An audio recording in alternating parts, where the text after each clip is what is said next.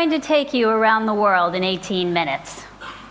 My base of operations is in the US, but let's start at the other end of the map, in Kyoto, Japan, where I was living with a Japanese family while I was doing part of my dissertational research 15 years ago. I knew even then that I would encounter cultural differences and misunderstandings, but they popped up when I least expected. Nessa parte do vídeo, não é? Eu já passei isso uma vez, eu só vou recuperar com vocês o que era. Essa pesquisadora, né? Ela fez um teste com crianças que tinham uma origem cultural japonesa e outro grupo de crianças que tinham uma origem cultural americana. E ela aplicou exatamente o mesmo tipo de teste de correspondência entre palavras e ícones. Só que o que foi diferente nesses 3 testes foi a forma como foi dadas as instruções. Então, em um teste, as instruções foram dadas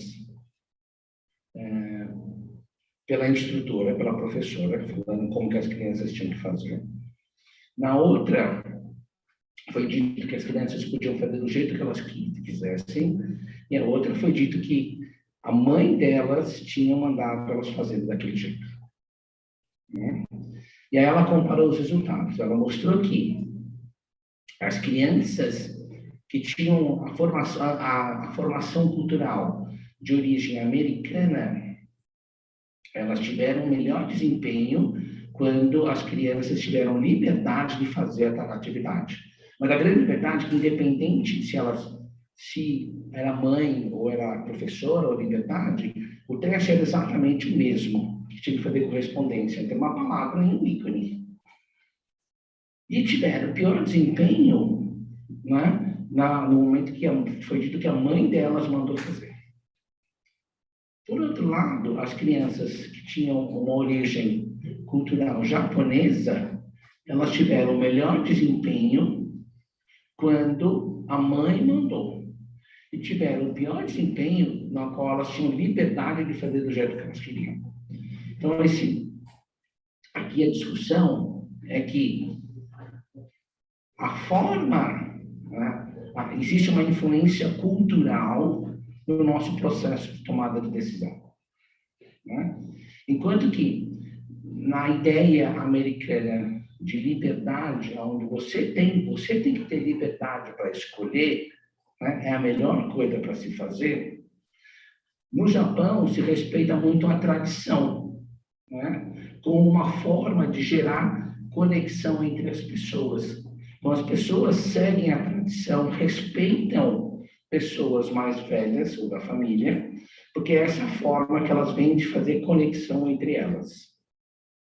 Então, esse é um aspecto bem interessante que a gente discutiu, porque a gente leva a 2 tipos diferentes de pessoas. A gente leva as pessoas que preferem ter liberdade para tomar decisões e as pessoas que preferem ter alguém que ajude elas a tomar uma decisão. Né? E nós vamos encontrar esse tipo de pessoas em todos os lugares. Mesmo vocês. Né?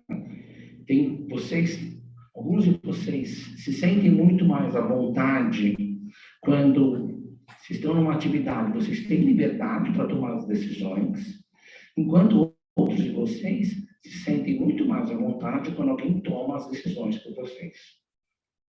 Só que eu vou refinar um pouco mais isso. Né? Talvez, mesmo entre vocês não tenham sempre o mesmo padrão. Talvez, para alguns aspectos, vocês acham muito importante que vocês sejam responsáveis por tomar a decisão. Enquanto que, em outras situações, vocês querem que vocês sejam guiados. Isso é muito importante saber, porque quando vocês forem trabalhar com pessoas, quando vocês forem profissionais, né, os seus clientes, seus alunos, eles vão ter esses padrões de comportamento. Alguns vão esperar que vocês façam exatamente como que a pessoa tem que fazer o exercício. Enquanto outras pessoas vão querer que vocês deem liberdade para ela fazer o exercício do jeito que elas querem, contanto que atinjam o objetivo que vocês propuseram. Tá bom? Então, isso é uma coisa muito importante. E aí eu comentei que eu, como professor, tenho um dilema. Porque, quer dizer, eu não faço um questionário para saber quem são vocês em relação ao poder da escolha. Mas eu sei que alguns de vocês têm preferência de que eu seja um mentor e um guia para tudo. Enquanto outros esperam que eu dê liberdade e deixe vocês participarem do processo de escolha. Não é? Só que, se eu dou mais atenção para um ou para o outro, eu nunca vou conseguir equilibrar as coisas para os grupos. Né? Então, eu tento fazer uma mistura dessas coisas. Então, hora eu dou liberdade, hora eu não dou liberdade. E aí a gente vai levando. Então, essa foi a primeira parte do estudo que ela mostrou. Expected it. On my first day, best when they chose for themselves, and least well when it had been chosen by Miss Smith. I offered them a set of drinks, Coke, Diet Coke, Sprite, 7 to be exact. During the very first session, which was run in Russia, one of the participants, you and I know that Coke is the better choice.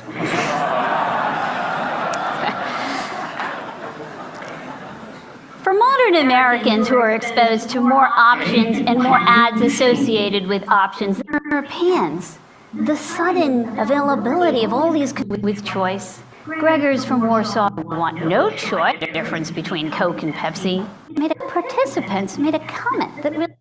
Aí ela fez um segundo estudo, agora com europeus. Aí, europeus da Europa Ocidental e europeus do leste europeu, dos países que que pertenciam ou que estavam conectados à União Soviética. Então, vamos lembrar o contexto. Né? Os países que estavam sob o domínio da União Soviética eram países que estavam sob o regime socialista, então não era uma economia de mercado, então você não tinha disponibilidade de marcas, você tinha os produtos, né? Porque era o Estado que entregava os produtos.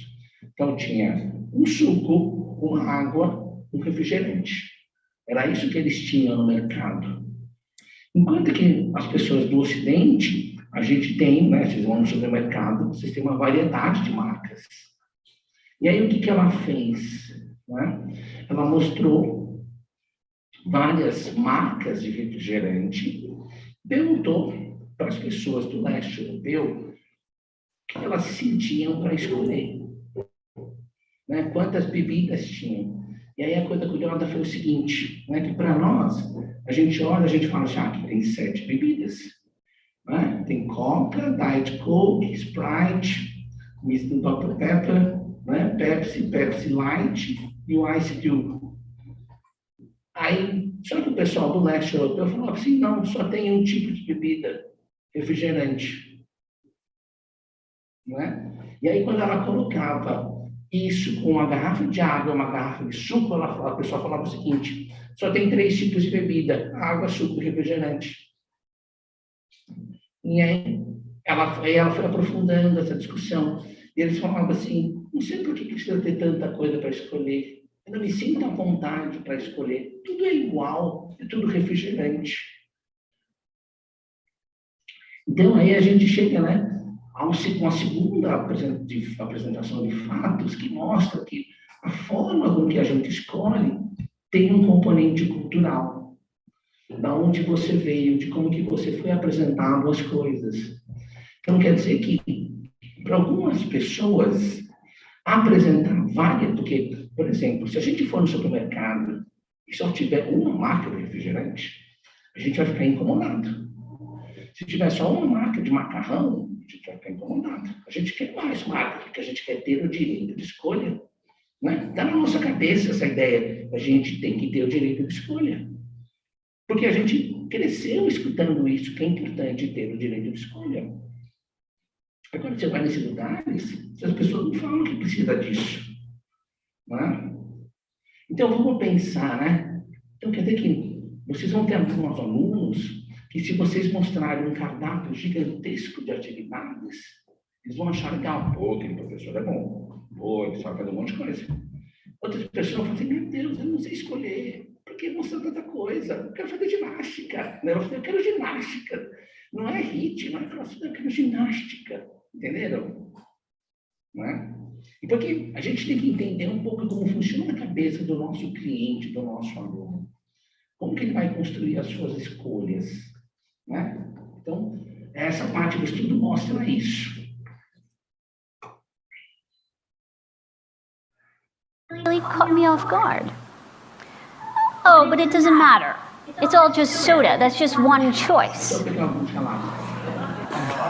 I was so struck by this comment that from then on I started to offer all the participants those 7 sodas, and I asked them, how many choices are these?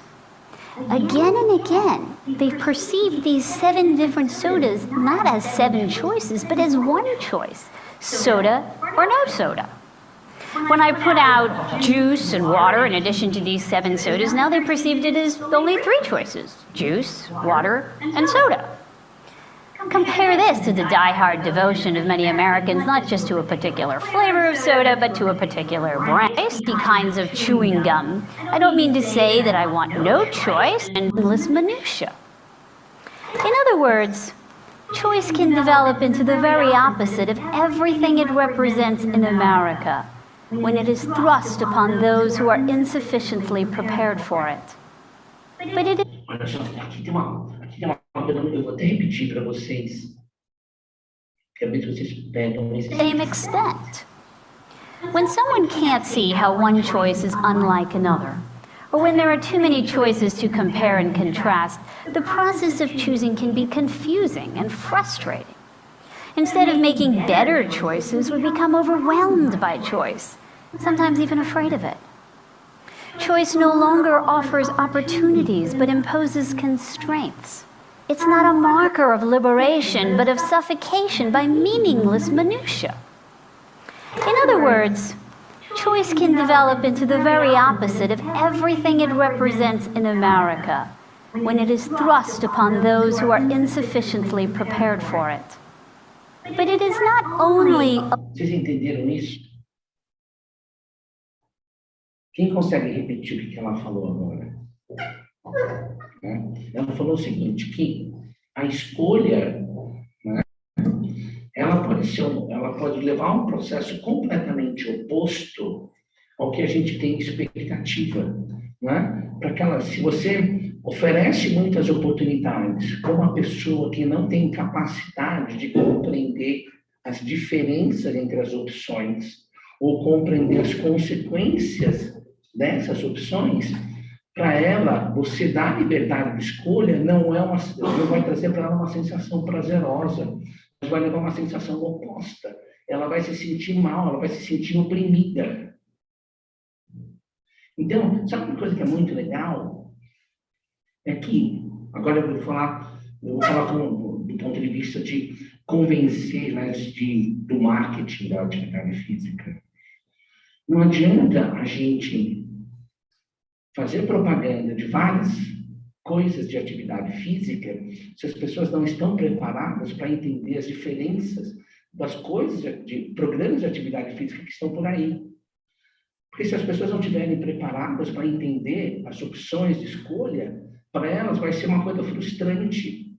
Você fica falando, você pode fazer HIIT, você pode fazer crossfit, você pode fazer musculação, você pode fazer ginástica aeróbica, você pode correr, você pode... O pessoal vai dizer, meu Deus, para!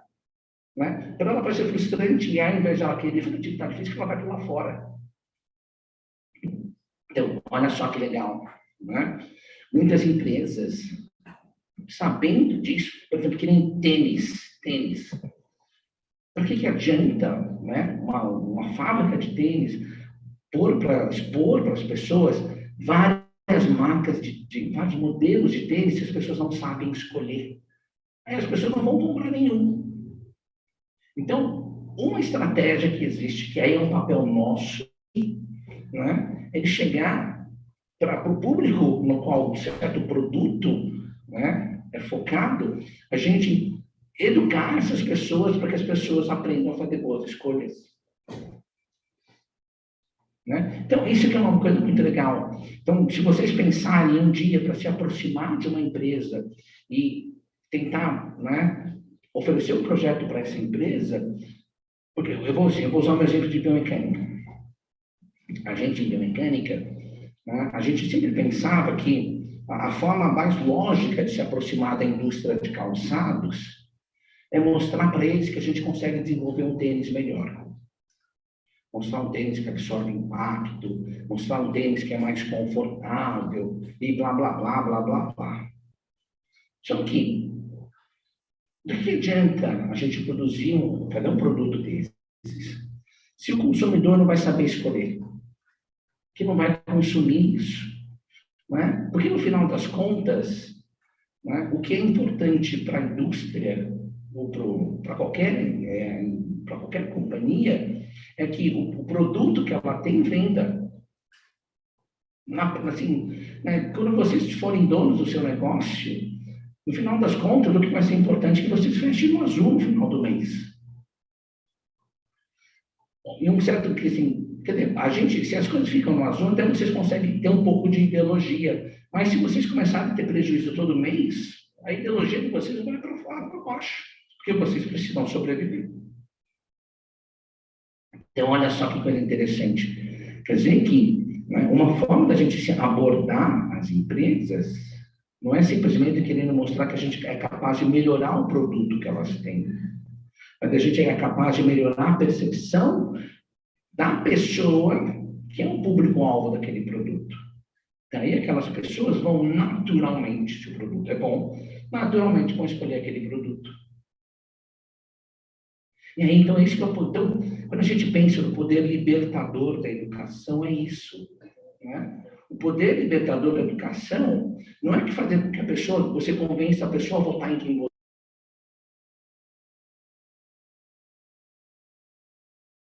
você convencer a pessoa para que ela tenha capacidade de reunir os fatos e tomar suas decisões de uma forma consciente e não assustadora. Então, acho que isso que é muito legal. Entendeu? Então, assim, eu me sinto muito confortável em deixar vocês cada vez mais bem informados, mas eu não me sinto confortável em falar para vocês em quem vocês têm que votar. Né? Porque acho que é uma decisão individual de vocês. Né? E assim, é difícil, né? Então, eu acho que quanto mais informação eu passar para vocês, e quanto mais vocês construírem essa informação, vocês escolhem melhor. Seja para vocês ou para outras pessoas que estão ao redor de vocês. Né? Bom, então esse daqui. Então, vamos continuar.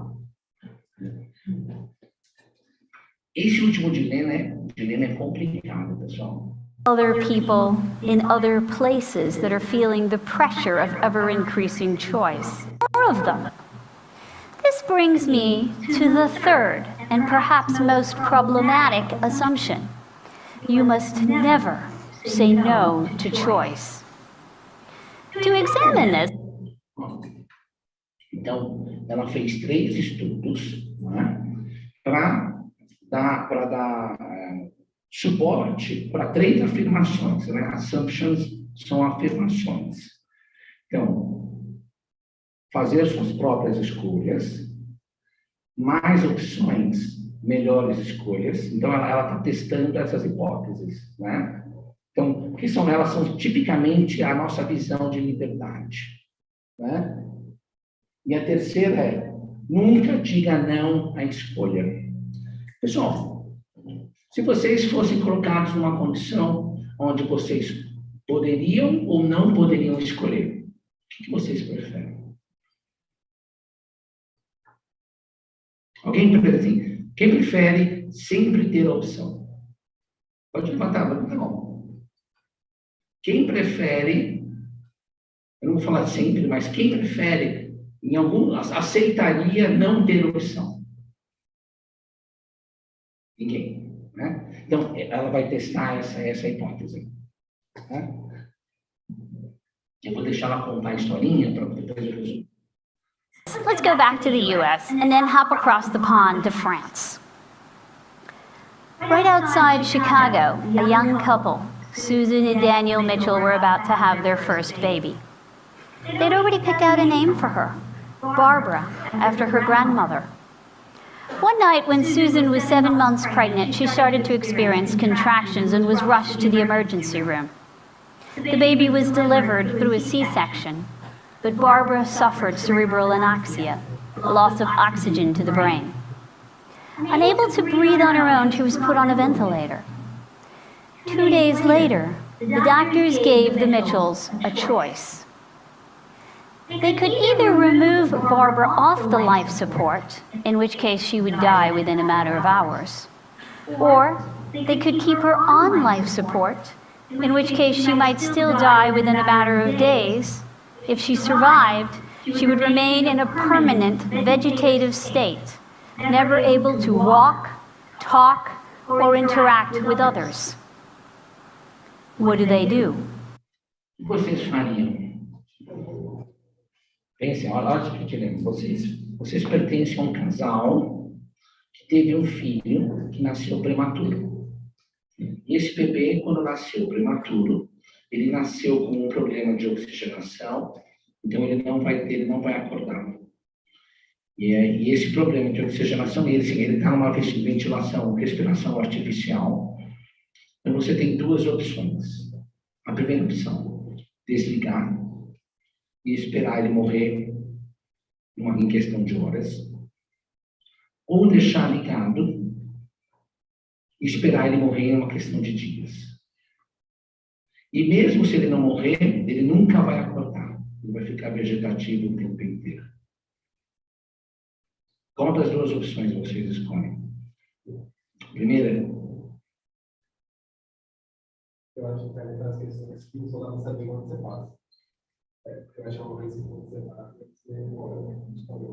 Agora a gente vai compreender, acho que quando passa, você vai loucura.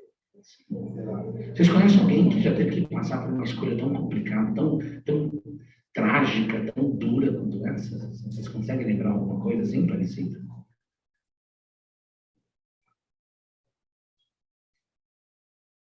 É duro, né? A gente imagina que tem que tomar uma decisão dessas. Bom, mas tudo bem, né? Quer dizer, o fato é que a gente está sendo, o médico está dando opções para eles, né? Então escolham, né? Aí o médico eles vão ter que escolher um. Infelizmente esse não vai ser nenhum filme de milagre onde a criança vai sobreviver. What do any parent do? In a study I conducted with Simona Boti and Christina Orfali, American and French parents were interviewed. They had all suffered the same tragedy. In all cases, the life support was removed and the infants had died. But there was a big...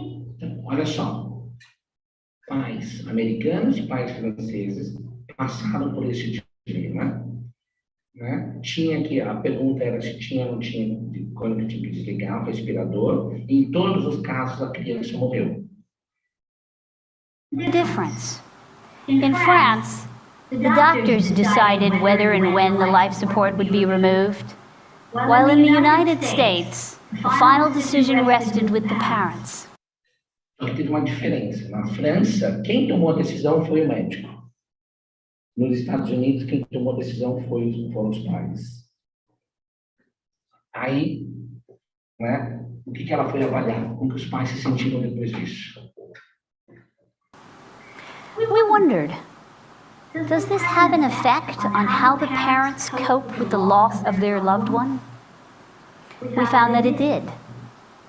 Even up to a year later, American parents were more likely to express negative emotions as compared to their French counterparts. French parents were more likely to say things like, "No, did with the parents." We wondered, does this have an effect on how the parents cope with the loss of their loved one? We found that it did. Even up... Olha só que interessante, né?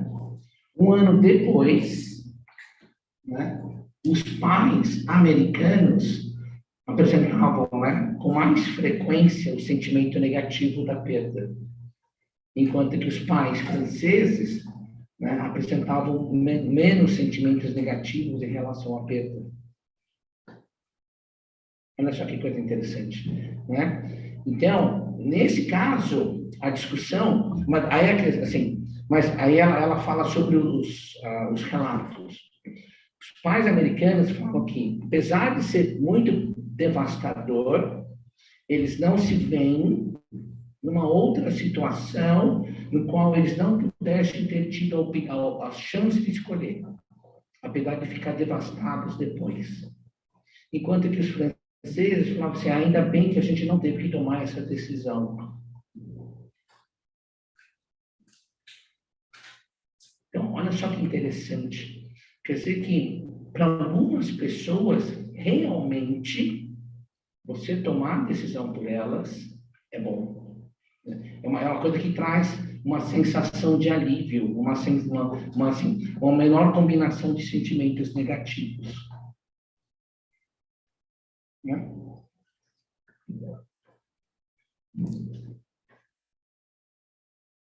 Esse outro vídeo que eu vou mostrar para vocês agora, pessoal, tá? Ele é da China, só que esse a gente não viu ainda. Né? Só que ela fala do poder. Só que esse daqui é muito mais aplicado. Aquele outro lá é mais sobre dilemas. Né? Esse daqui é mais aplicado.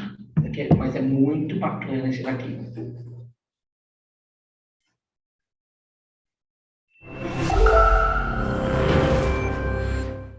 Do you know how many choices you make in a typical day? Vocês sabem? Do you know how many choices you make in a typical week? I recently did a survey. Vocês têm ideia? Quantas decisões vocês fazem tipicamente em um dia e em uma semana? Muitas ou poucas? Vamos lá, vamos ver. Ela perguntou isso. Survey with over 2,000 Americans. And the average number of choices that the typical American reports making is about 70 in a typical day. 70 em um dia. There was also recently a study done with CEOs in which they followed CEOs around for a whole week. And these scientists simply documented all the various tasks that these CEOs engaged in and how much time they spent engaging in making decisions related to these tasks. And they found that the average CEO engaged in about 139 tasks in a week. Each task was made up of many sub-choices, of course. 50% of their decisions were made in 9 minutes or less. Only about 12% of the decisions did they make in an hour or more of their time. Então, olha só que interessante, né? Então, o CEO, né, o chefe, o diretor de uma empresa, tem empresas, levam, em média, para resolver a maior parte das tarefas que eles têm, tomar as decisões, de 9 ou menos, até 9 minutos. E somente 12% eles gastam de mais de 1 hora para tomar a decisão. Né? Só isso aqui pode virar conteúdo de um livro dessas para a gente ficar lendo de cabeceira, né? Para pensar, né? Como que a gente tem que lidar com os problemas durante a semana. Think about your own choices. Do you know how many choices make it into your 9-minute category versus your 1-hour category?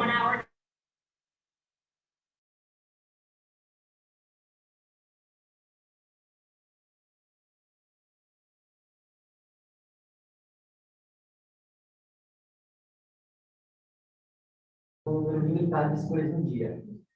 Por isso que o Mark Zuckerberg, Obama e até mesmo Steve Jobs, eles se vestem um uniforme pessoal. O Steve Jobs, por exemplo, ele veste uma camiseta preta e sem calça jeans.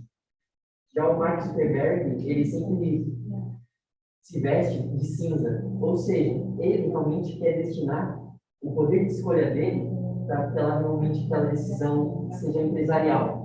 Ou seja, ele não perde tempo escolhendo a própria roupa. Sim.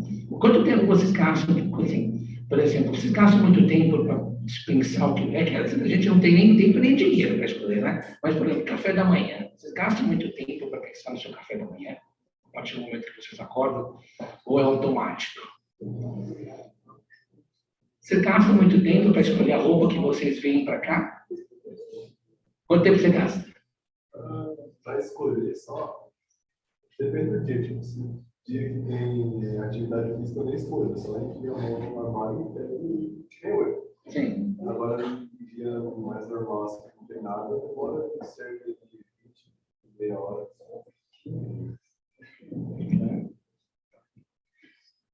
Eu achei aqui, professor, que um psicólogo chamado Roy, ele realmente traçou e deu um nome a isso, que se chama cansaço cerebral da fadiga da decisão. Ou seja, já tem um embasamento científico que a gente realmente entende como escolha limitada no dia. Sim, sim. E olha só que legal, né? Então seria muito legal se eu falasse para vocês, porque esse é um programa que vocês vão passar, mas seria muito legal se eu pudesse terminar a aula com vocês com algumas dicas para ajudar as pessoas a escolherem, não é? Pois é, a gente vai terminar a aula desse jeito, né? Então vamos continuar. How well do you think you're doing at managing those choices? Today I want to talk about one of the biggest modern day choosing problems that we have, which is the choice overload problem. I want to talk about... Deixa eu fazer um comentário que não tem a ver com o conteúdo da aula, mas uma coisa que é legal que vocês podem levar, né? Olha só que interessante. Quando ela vai começar a fala dela, né? Quando ela vai começar a fala dela, vocês viram que ela criou uma situação que é ao mesmo tempo instigante e interessante, e isso ela usa como motor para falar qual é o assunto que ela vai falar. Né? Então, isso é uma coisa que vocês podem incorporar quando vocês forem dar uma palestra ou fazer uma apresentação. Né? Essa introdução, onde vocês apresentam logo no começo, de uma forma muito curta, né, o que vai ser dito em seguida.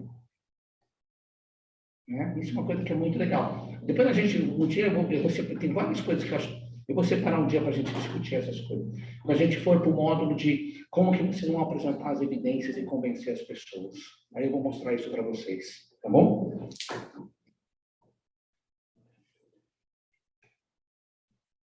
About the problem and some potential solutions. Now, as I talk about this problem, I'm going to have some questions for you, and I'm going to want to know your answers. So, when I ask you a question, since I'm blind, only raise your hands if you want to burn off some calories. Otherwise, when I ask you a question, and if your answer is yes, I'd like you to clap your hands. So for my first question for you today, are you guys ready to hear about the choice overload problem? Choice overload problem, problema da sobrecarga de escolhas. Né? Então, vocês estão prontos para escutar isso? Sim, batam palmas. Não? E aí, sim ou não, pessoal? Thank you. So when I was a graduate student at Stanford University, I used to go to this very, very upscale grocery store. At least at that time, it was truly upscale. It was a store called Traeger's. Now this store, it was almost like going to an amusement park. They had 250 different kinds of mustards and vinegars and over 500 different kinds of fruits and vegetables and more than 24 different kinds of bottled water. And this is during a time when we actually used to drink tap water. I used to love going to this store, but on one occasion, I asked myself, well, how come you never buy anything? Oh, here's their olive oil aisle. They had over 7... Era uma loja, uma mercearia que ela ia na época da faculdade, na época que se tomava água da torneira, porque ela não tinha dinheiro para comprar as coisas. Né? Mas ela curtia entrar nessa loja, que tinha uma variedade imensa de tipos de produtos. 25 different kinds of olive oils, including those that were in a locked case that came from 1,000-year-old olive trees. So I one day decided to pay a visit to the manager, and I asked the manager, you know, is this model of offering people all this choice really working? O que vocês acham? Será que esse modelo de expor várias marcas, vários tipos do mesmo produto funciona? Não é? Mas o que vocês acham?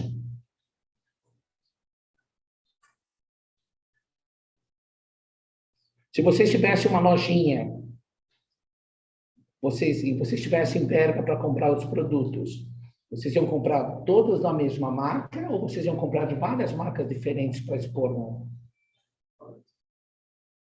Várias? Sim ou não? Várias.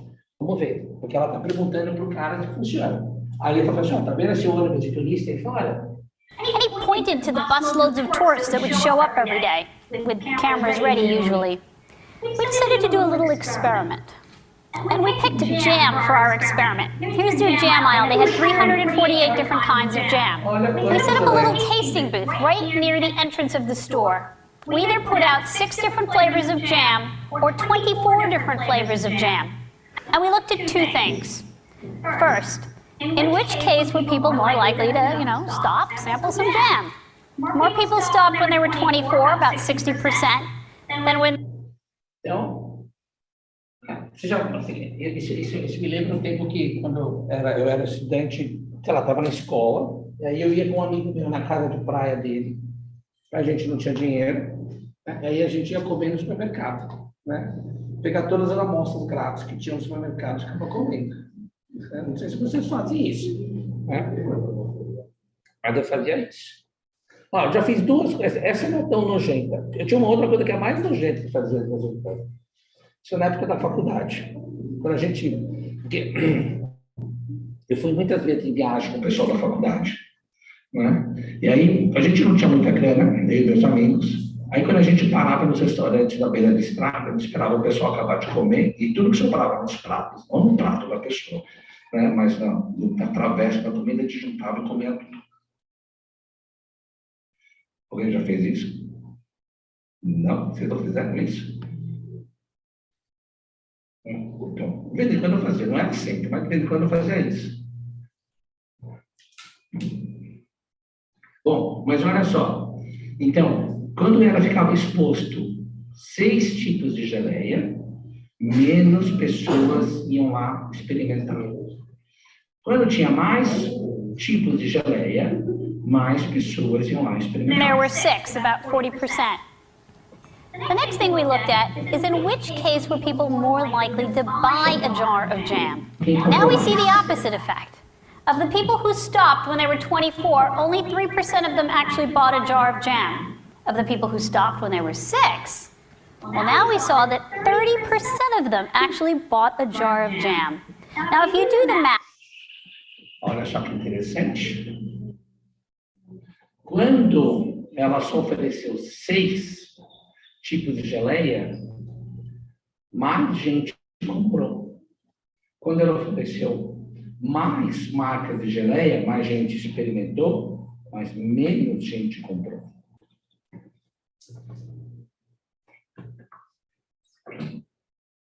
People were at least 6 times more likely to buy a jar of jam if they encountered 6 than if they encountered 24.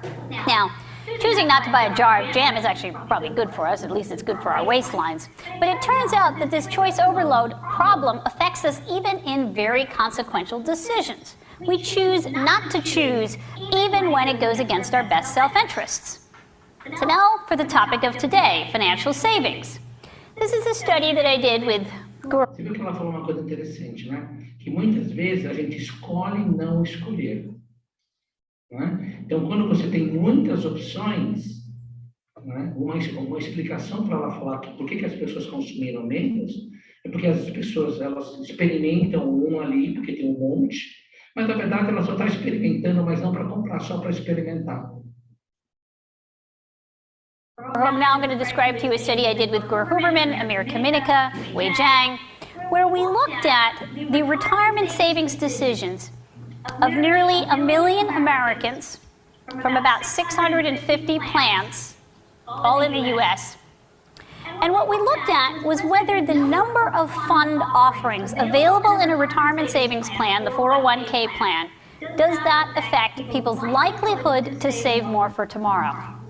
And what we found was that indeed there was a correlation. So in these plans, we had about 657 plans that ranged from offering people anywhere from 2 to 59 different fund offerings. And what we found was that the more funds offered, indeed there was less participation rates. So if you look at the extremes, those plans that offered you 2 funds, participation rates were around in the mid-70s, still not as high as we want it to be. In those plans that offered nearly 60 funds, participation rates have now dropped to about 60 percentile. Olha só que interessante, né? Nos Estados Unidos, a aposentadoria é baseada no dinheiro que você guarda durante a sua vida de trabalho. Né? É um sistema, é diferente do nosso sistema de aposentadoria, porque no nosso sistema de aposentadoria, quando eu esqueci o nome, o nosso sistema de aposentadoria é um sistema onde as pessoas que trabalham agora pagam a aposentadoria de quem aposenta agora. Então, quando vocês se aposentarem no futuro, quem estiver trabalhando naquela época vai pagar a aposentadoria de vocês. Né? É assim que funciona no nosso sistema. No sistema americano, não. Cada um é responsável pelo seu dinheiro, pela sua aposentadoria. Então, quanto mais você guardou, mais você vai ter na sua aposentadoria. É um sistema solidário. O nosso é um sistema solidário. Né? Então, a questão fundamental no nosso esquema é a solidariedade. Você trabalha hoje para sustentar quem está aposentado agora. Porque você guarda a expectativa que no futuro vai ter pessoas que vão estar trabalhando e vão estar sustentando você. Tem um problema, por exemplo, no computador, muitas pessoas mais velhas e muitas pessoas mais novas, por exemplo. Aí não está conseguindo... Esse é um grande dilema que a gente tem, né? Porque como a pirâmide populacional está invertendo, né? Porque é tranquilo enquanto a gente tem poucas pessoas idosas, pessoas aposentadas, e tem muita gente trabalhando.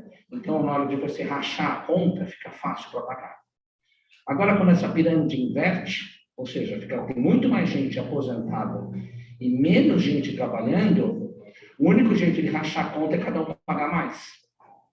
Né? É o que está acontecendo hoje. Né? É o que está acontecendo hoje já. Cada vez mais, cada vez que tem uma reforma da aposentadoria, né, se aumenta a taxa que as pessoas têm que pagar. E, infelizmente, não existe nenhum sinal futuro que isso vai mudar. Só vai piorar. Né? Quando vocês aposentarem, a quantidade de idosos aposentados vai ser muito maior do que hoje. E a quantidade de jovens trabalhando vai ser menor do que hoje. Bom, mas aqui, olha só que interessante nesse esquema. Olha só que interessante nesse esquema. Então, o pessoal nos Estados Unidos, eles têm a grana e aí eles têm que escolher um fundo de aplicação, né? Porque eles não vão deixar o dinheiro parado durante 30, 40 anos. Então, eles têm que ter um fundo de aplicação para que esse dinheiro seja trabalhado e aí, no final, ele tenha uma quantidade maior. Né?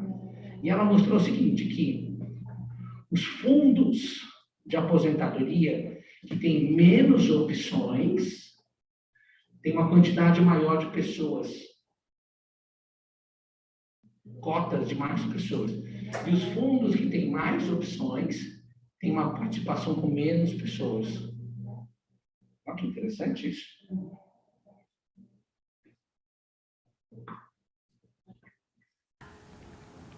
Now, it turns out that even if you do choose to participate when there are more choices present, even then, it has negative consequences. So for those people who did choose to participate, the more choices available, the more likely people were to completely avoid stocks or equity funds. The more choices available, the more likely they were to put all their money in pure money market accounts. Now, neither of these extreme decisions are the kinds of decisions that any of us would recommend for people when you're considering their future financial well-being. Well, over the past decade, we have observed three main negative consequences to offering people more and more choices. They're more likely to delay choosing, procrastinate, even when it goes against their best self-interest. They're more likely to make worse choices, worse financial choices, medical choices. They're more likely to choose things that make them... Aí eles, olha só o que eles perceberam, né? Que com essa sobrecarga de escolhas, o que aconteceu? As pessoas procrastinam para tomar decisão. Né? Quando você tem muitas coisas, muitas opções, isso é uma coisa ruim. Segunda coisa, a sua qualidade de decisão fica pior. E a terceira, a satisfação que você tem depois de ter feito a escolha cai. Né? Então, o que eles perceberam com essa, não é com essa, com o crescimento, a sobrecarga de opções para poder escolher. Them less satisfied, even when they do objectively better. The main reason for this is because, well, we might enjoy gazing at those giant walls of mayonnaises, mustards, vinegars, jams, but we can't actually do the math of comparing and contrasting and actually picking from that stunning display. So what I want to propose to you today are 4 simple techniques that we have tested in one way or another in different research venues that you can easily apply in your businesses. The first, cut. You've heard it said before, but it's never been more true than today that less is more. People are always upset when I say cut.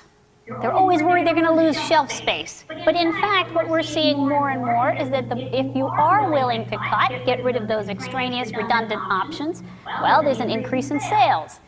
There's a lowering of costs. There's an improvement of the choosing experience. When Procter & Gamble went from 26 different kinds of Head & Shoulders to 15, they saw an increase in sales by 10%. When the Golden Cat Corporation got rid of their 10 worst-selling cat litter products, they saw an increase in profits by 87%, a function of both increase in sales and lowering of costs. You know, the average grocery store today... Então, a primeira lição que ela está dando para a gente melhorar é isso, cortar. Quer dizer que aí ela está dando 2 exemplos de produtos, né? Shampoo e areia para gato. Quando eles cortaram a quantidade de produtos que eles ofereciam, as vendas subiram. Porque a gente tem esse medo, né? Puta, eu vou cortar uns produtos, vai vender menos. Today offers you 45,000 products. The typical Walmart today offers you 100,000 products.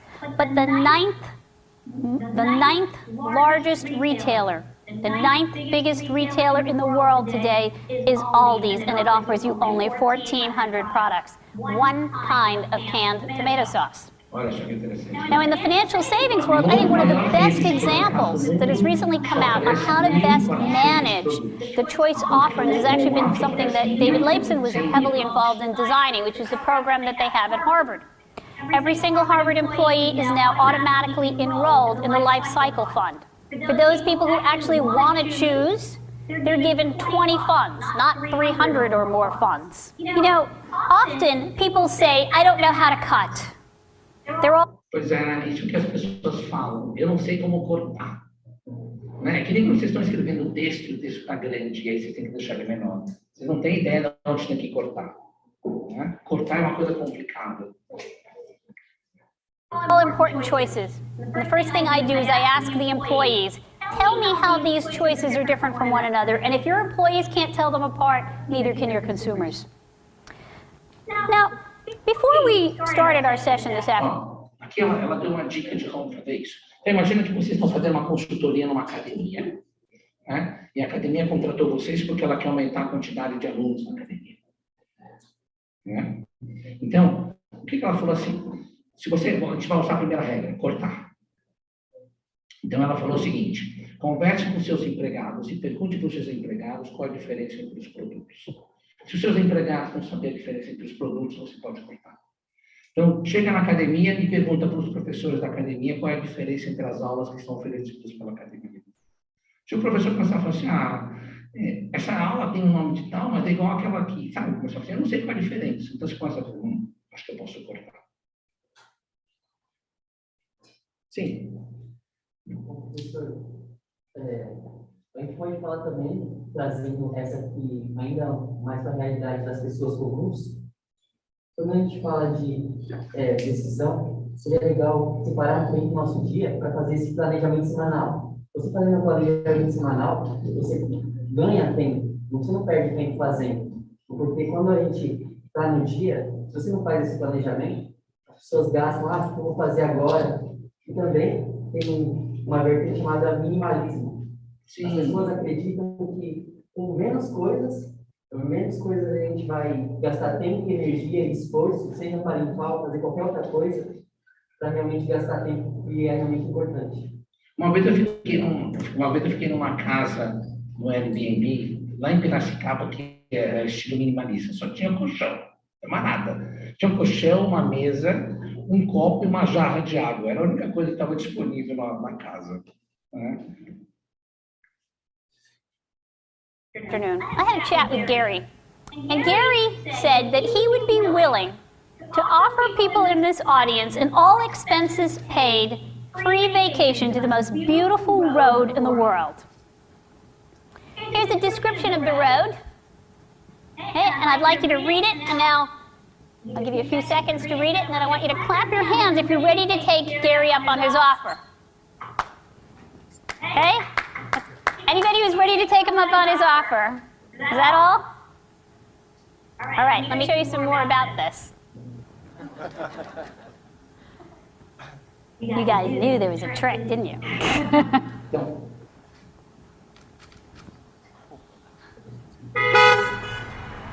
Now who's ready to go on this trip? I think I might have actually heard more hands. All right. Now, in fact, you had objectively more information the first time around than the second time around, but I would venture to guess that you felt that it was more real the second time around, because the pictures made it feel more real to you. Which brings me to the second technique for handling the choice overload problem, which was concretization. That in order for people to understand the differences between... Então, a segunda dica, ela chama de concretização.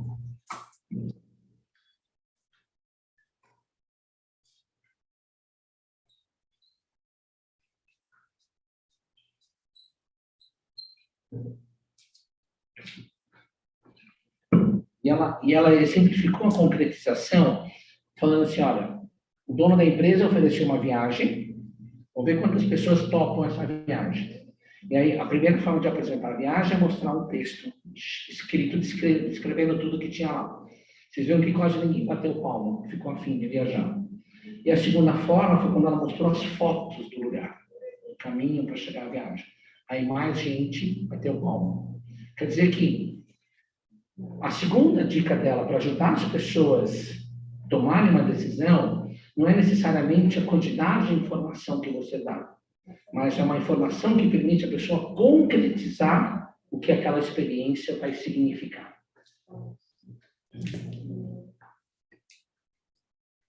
Between the choices, they have to be able to understand the consequences associated with each choice, and that the consequences need to be felt in a vivid sort of way, in a very concrete way. Why do people spend an average of 15 to 30% more when they use an ATM card or a credit card as opposed to cash? Because it doesn't feel like real money. Viu que legal isso? Por que as pessoas gastam mais dinheiro quando elas estão usando cartão de crédito do que quando elas estão usando dinheiro?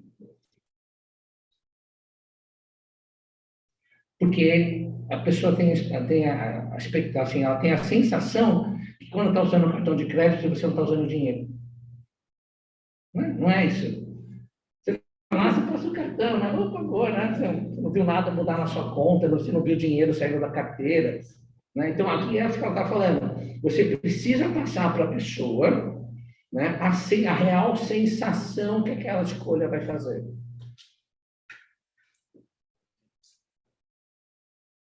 And it turns out that making it feel more concrete can actually be a very positive tool to use in getting people to save more. So a study that I did with Shlomi Benartzi and Alessandro Privatero, we did a study with people at ING, employees that are all working at ING. And now these people were all in a session where they're doing enrollment for their 401k plan. And during that session, we kept the session exactly the way it used to be, but we added one little thing. The one little thing we added was we asked people to just think about all the positive things that would happen in your life if you saved more. Olha só que coisa poderosa. Né? A pessoa, na hora que ela estava preenchendo a ficha, para saber o perfil dela de investimento, tudo igual, né, da seguradora. Só que no final da ficha, tinha um campo para ela. O que você faria com esse dinheiro que você pode ganhar mais? Tá?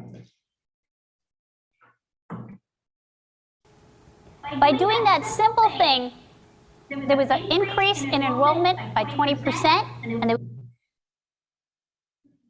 só por causa desse final do questionário, uma pergunta a mais, perguntando para a pessoa o que você faria com esse ganho, isso provocou um aumento de 20% na número de pessoas que compraram aquela apólice de seguro. There was an increase in the amount of people that were willing to save, or the amount that they were willing to put down into their savings account by 4%. The third. Olha que legal. Quer ver? Então, isso é assim, como que a gente pode interpretar isso? Né? Porque as pessoas procuram, né, atividade física, exercício, por razões diferentes.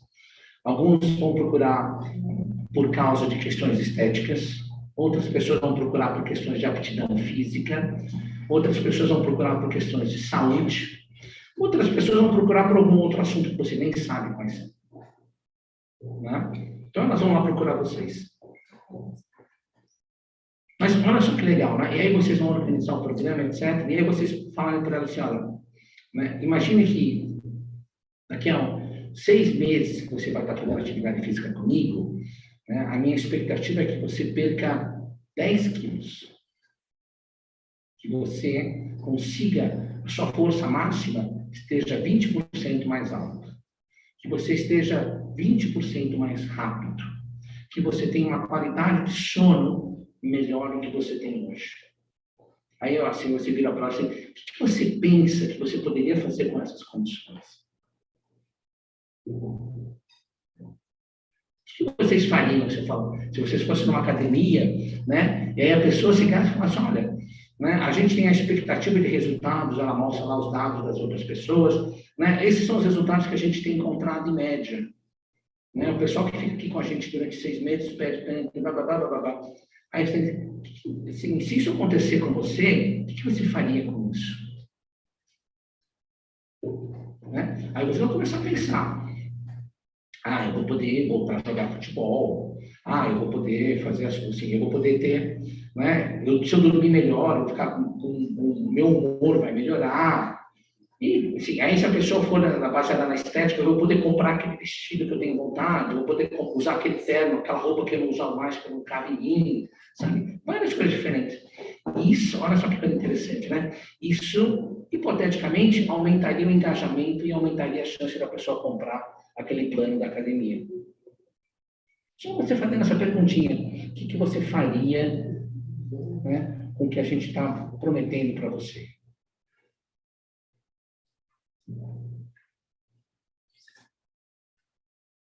Technique, categorization. You know, we can handle more categories than we can handle choices. So, for example, here's a study we did in a magazine aisle. Turns out that in Wegmans grocery stores up and down the Northeast corridor, the magazine aisles range anywhere from 331 different kinds of magazines versus all the way up to 664. But you know what?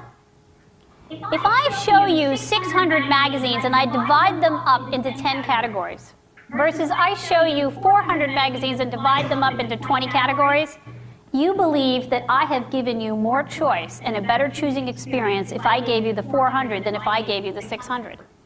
Because the categories tell me how to tell them apart. Here are 2 different jewelry displays. One is called jazz, and the other one is called swing. If you think the display on the left is swing and the display on the right is jazz, clap your hands. Sabe qual que é o nome? Okay, there's some. If you think the one on the left is jazz and the one on the right is swing, clap your hands. Okay, a bit more. Okay? Now it turns out you're right. The one on the left is jazz and the one on the right is swing. But you know what? This is a highly useless categorization scheme. You know, the categories need to say something to the chooser, not the choice maker. And you often see that problem when it comes down to those long lists of all. Quer um exemplo de categoria que não faz sentido nenhum? Nome de esmalte. Nome de esmalte não faz sentido nenhum, né? Nome de esmalte tem os nomes... Você lembra de algum nome de esmalte de cor aí? E tem os nomes tudo nada a ver. Não é? E no final das contas, bobear aquele nome de esmalte é assim, é para a mesma cor, só que como tem um nome diferente, vocês compram ele. Já aconteceu isso? Não é?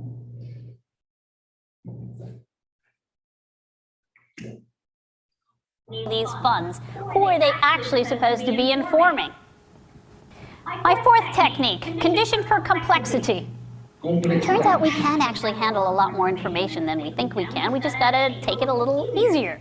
We got to gradually increase the complexity. I'm going to show you one example of what I'm talking about. Let's take a very, very complicated decision, buying a car.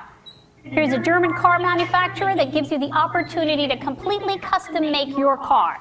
You're going to make 60 different decisions, completely make up your car. Now, these decisions vary in the number of choices that they offer per decision. Car colors, exterior car colors, I've got 56 choices. Engine, gear shift, 4 choices. So now what I'm going to do is I'm going to vary the order in which these decisions appear. So half of the customers are going to go from high choice, 56 car colors, to low choice, 4 gear shifts. The other half of the customers are going to go from low choice, 4 gear shifts, to 56 car colors, high choice. What am I going to look at? Então, o que ela fez? Ela organizou aquele site de escolha para você customizar o carro, montar o carro, e organizou ele em categorias. Né? E aí organizou as categorias no sentido de mais categorias para menos categorias ou menos categorias para mais categorias. Ela vai comparar isso. How engaged you are. If you keep hitting the default button per decision, that means you're getting overwhelmed. That means I'm losing you. What you find is the people that go from high choice to low choice, they're hitting that default button over and over and over again. We're losing them. They go from low choice to high choice, they're hanging in there. It's the same information. It's the same number of choices. The only thing that I have done is I have varied the order in which that information is presented. If I start you off easy, I learn how to choose. Even though choosing gear shift doesn't tell me anything about my preferences for interior decor, it still prepares me for how to choose. It also gets me excited about this big product that I'm putting together, so I'm more willing to be motivated to be engaged. So let me Olha só, né? A gente poderia pensar o seguinte: vamos colocar mais opções primeiro e depois menos opções, porque assim, aí a pessoa quando estiver cansada, né, aí vai ter menos opções, então ela vai continuar persistindo. Mas ela mostrou que é o contrário. Quando a gente coloca menos opções primeiro e vai gradativamente aumentando, a pessoa, né? Porque você quer carro verde ou amarelo? Aí você escolhe um, né? Aí depois tem 3 opções. Quer dizer, você vai ensinando a pessoa a escolher e a pessoa vai ficando animada para fazer escolha. Porque se você põe 50 escolhas logo de cara, a pessoa, ai meu Deus, aí ela desencana. Ela fala assim, não quero esse, não quero esse, quero esse, não quero esse. Então, o que ela falou? Que funciona melhor quando você parte de menos escolhas primeiro e você vai aumentando as escolhas depois. Cap. I have talked about 4 techniques for mitigating the problem of choice overload. Cut, get rid of the extraneous alternatives. Concretize, make it real. Categorize, we can handle more categories, less choices. Condition for complexity. All of these techniques. Olha só. Quer dizer, ela colocou condição e eu coloquei complexidade, mas é a mesma coisa. Né? Então, quais são as 4 dicas que ela dá para a gente lidar com o problema da sobrecarga de escolhas? Primeiro, corte, porque a ideia é que menos é mais. Segunda dica, concretize, torne-se real. Não é? Então, quando vocês oferecerem as escolhas, vocês têm que oferecer escolhas que as pessoas possam concretizar, sentir o que vai ser a consequência daquela escolha. Terceira, categorize. E quando a gente faz categorias, a pessoa ela tem menos opções, então facilita o processo de escolha. E coloque em condições, coloque complexidade, parte do menos complexo para o mais complexo. Então, essas são 4 dicas que ajudam, né? E aí ela está mostrando os estudos que mostraram isso, as pessoas a lidar com a sobrecarga de decisões. Então, quando vocês forem trabalhar com as pessoas, lembrem disso. Tá? Professor, vai repetir? Quer dizer aqui, quais são as 4 dicas? Cortar, concretizar, categorizar, né? E a complexidade, a partir do menos para o mais complexo. Né? Então, são dicas para a gente trabalhar com isso. Eu vou mostrar mais um vídeo e aí a gente termina.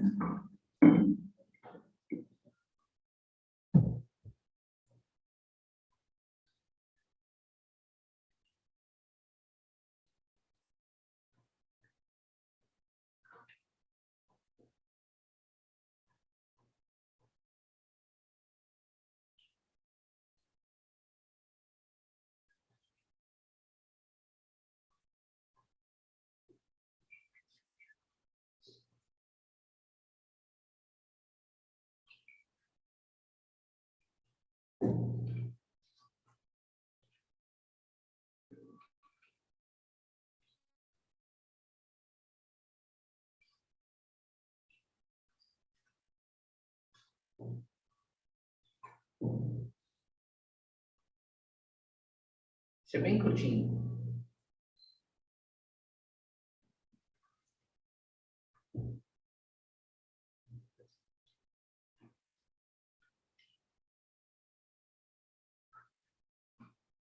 For both you and your audience.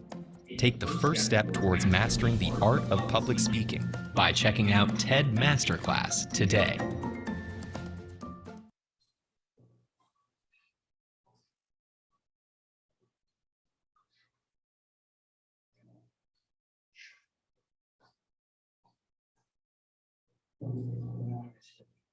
Que a gente vai ver depois.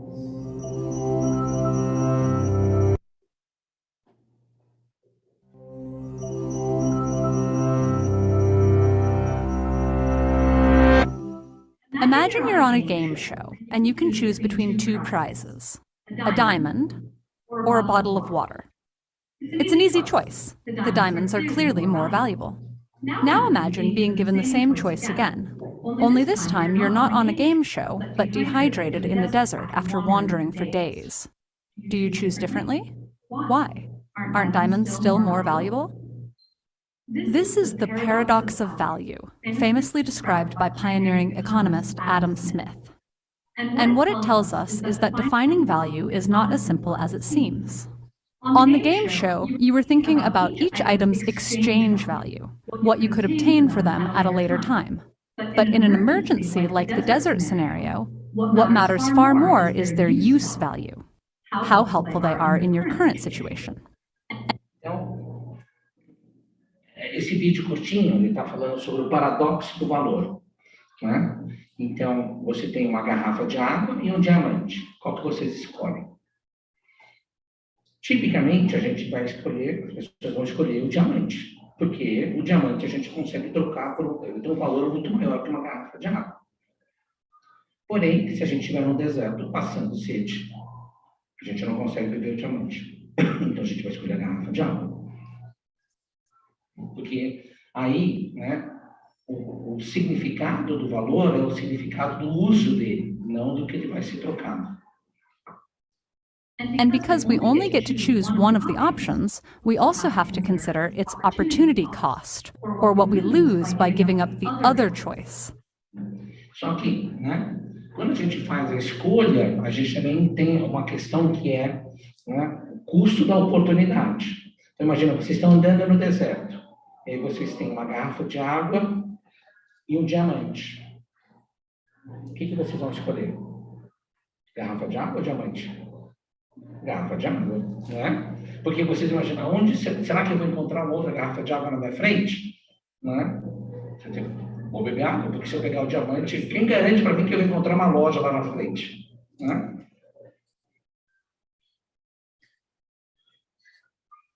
After all, it doesn't matter how much you could get from selling the diamond if you never make it out of the desert. Most modern economists deal with the paradox of value by attempting to unify these considerations under the concept of utility, how well something satisfies a person's wants or needs. Utility can apply to anything from the basic need for food to the pleasure of hearing a favorite song, and will naturally vary for different people and circumstances. A market economy provides us with an easy way to track utility. Put simply, the utility something has to you is reflected by how much you'd be willing to pay for it. Now imagine yourself back in the desert, Only this time you get offered a new Viu? Agora, né, ele deu uma definição de utilidade. Utilidade é o quanto que você está disposto a pagar por aquilo. Né? diamond or a fresh bottle of water every 5 minutes. If you're like most people, you'll first choose enough water to last the trip, and then as many diamonds as you can carry. This is because of something called marginal utility. And it means that when you choose between diamonds and water, you compare utility obtained from every additional bottle of water to every additional diamond. And you do this each time an offer is made. The first bottle of water is worth more to you than any amount of diamonds, but eventually, you have all the water you need.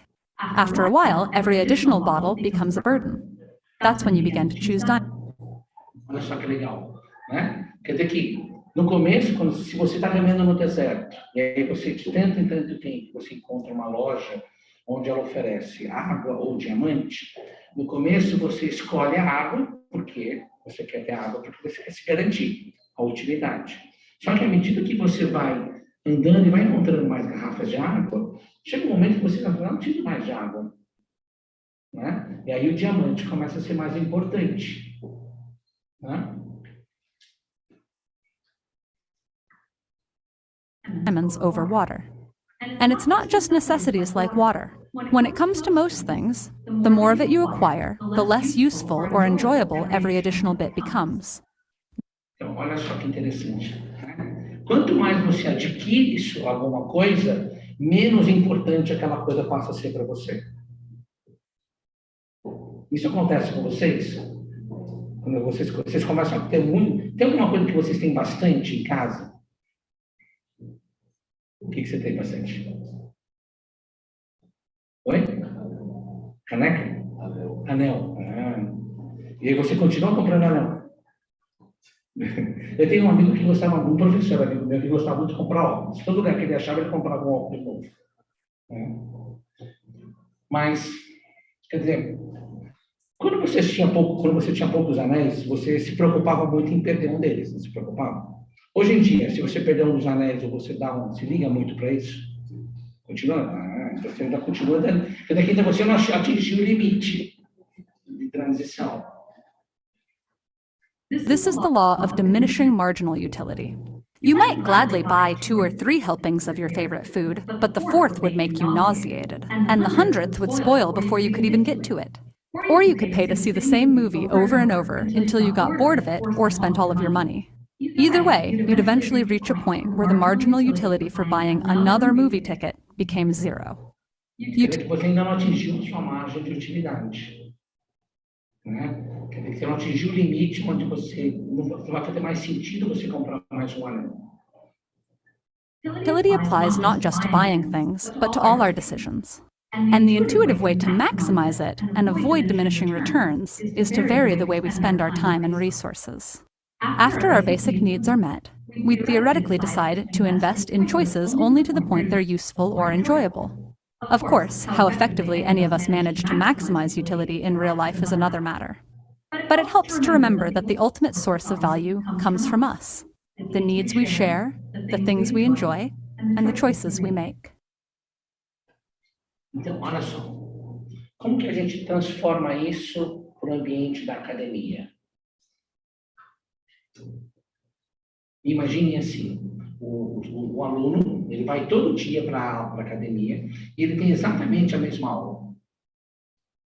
No começo, aquela aula era muito legal e era muito importante para ele. Só que chega um momento que a margem de utilidade que ele considera daquela aula atinge o limite. Dali para frente ele vai porque ele tem que estar. Ele já não tem mais o prazer daquilo, então ele não se sente mais bem com aquela escolha.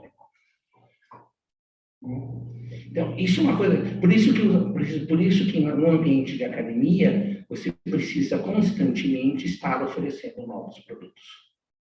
Porque as pessoas atingem o seu limite, né, de utilidade daquela aula. Então você tem que apresentar um novo produto para a pessoa entrar numa nova situação e aí ela de novo começar a consumir aquele produto e ela se aproximar da margem de utilidade. Uma coisa que seria muito legal, do ponto de vista de investigação, por exemplo, é tentar entender qual é o tempo de vida útil desses produtos, né? Por quanto tempo eu consigo manter uma grade de atividades até as pessoas começarem a mostrar que estão enjoando, então mostrar uma queda na aderência, na participação das aulas. Né? Essa é uma dica bem interessante, né? O que a gente sabe, né? E aí a gente chama isso de vida útil do produto. Né? E tem vários estudos em outras áreas. O que é isso? Quanto tempo que um produto dura no mercado? Só que não somente o tempo que é esse tempo a vida útil do produto, a vida do produto, na verdade, é o tempo que você demora para desenvolver o produto, lançar ele no mercado, as pessoas consumirem e deixarem de consumir. Uma vez, assim, eu não encontrei, mas eu estava assistindo uma vez uma palestra de um pró-reitor de pesquisa, né? Era o professor Varran, que depois foi nosso reitor. Né? Aí o professor Varran comentou que a atividade física nas academias tem uma vida útil de 4 anos. Significa o seguinte, que o ciclo das atividades de uma academia dura no máximo 4 anos. Então, se a gente para pensar, ok, se a vida de um produto dura 4 anos numa academia, não faz sentido eu gastar energia na faculdade para aprender o que é hoje a moda da academia. Porque quando vocês saírem para o mercado de trabalho, ou ele já vai estar no declínio ou já acabou. Entendeu? E aí isso que ele usou vários exemplos de várias áreas do conhecimento para justificar, assim, aquela ideia que na USP é só teoria e não tem prática. Né? Por que na USP tem mais teoria do que prática? Porque se a gente enfatizasse a prática na USP, quando o nosso aluno sai para trabalhar, aquilo que ele foi preparado para a prática já saiu do mercado. Né? Eu acho que uma coisa que é muito legal, né, é um dia vocês irem lá na faculdade de Direito, né, e olhar, né, os quadros de quantas pessoas famosas e importantes fizeram a USP. Né? E ver como que a USP, né, assim, a USP forma pessoas para liderar o país. Né? Então essa que é a grande vocação da USP. Ah, é verdade, né? Tem de verdade, lembrou bem. Sim, dos presidentes da República, né?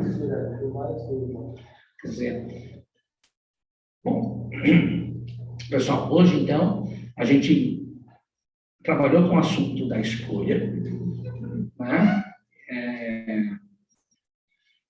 Apresentamos assim algumas dicas de como que vocês podem ajudar as pessoas a escolher, né? E eu espero que vocês tenham compreendido um pouco mais claramente como que é complicado escolher, mas como que é importante ajudar as pessoas a escolherem.